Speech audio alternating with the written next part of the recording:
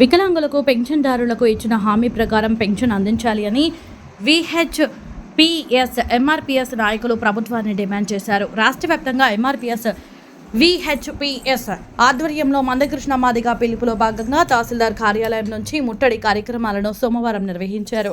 మల్కాజిగిరి తహసీల్దార్ కార్యాలయాన్ని ముట్టడించిన సంఘ నాయకులు పెన్షన్ పెంచి అందించాలని నినాదాలు చేశారు. తర్వాత తహసీల్దార్కు వినతి పత్రాన్ని అందజేశారు.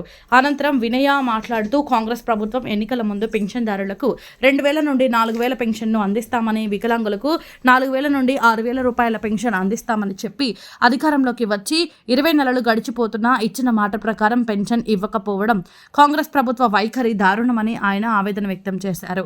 ఇచ్చిన హామీ ప్రకారం పెన్షన్ అందించాలని, లేదంటే రానున్న రోజుల్లో ఉద్యమాన్ని తీవ్రతరం చేస్తామని హెచ్చరించారు. ఎంఆర్ఓ ఆఫీస్ కార్యాలయం కూడా ధర్నా నిర్వహించడం జరిగింది. గౌరవ మందకృష్ణ మాదిగ గారి నేతృత్వంలో గత 3 నెలల నుంచి వికలాంగుల పింఛన్లు 4,000 నుంచి 6,000 రూపాయలు, అది నుంచి 4,000 రూపాయలు. అదే విధంగా గత 6-7 సంవత్సరాల నుంచి పింఛన్లు పెండింగ్ లో ఉన్నాయి. ఆ పింఛన్లు తక్షణమే మంజూరు చేయాలని, అదే విధంగా వృద్ధులు, వితంతులు, ఒంటరి మహిళలకు 5% జీవో ప్రకారం ఇంట్లో మంజూరు చేయాలి. అదే విధంగా అంత్యోదయ కార్డు కింద 35 కిలోల బియ్యము మంజూరు చేయాలని చెప్పేసి గౌరవ మందకృష్ణ మాదిగ గారి ఆధ్వర్యం నేతృత్వంలో ఈ రోజు నేరడమేట ఎంఆర్ఓ ఆఫీస్ కార్యాలయం ముందు ధర్నా నిర్వహించడం జరిగింది.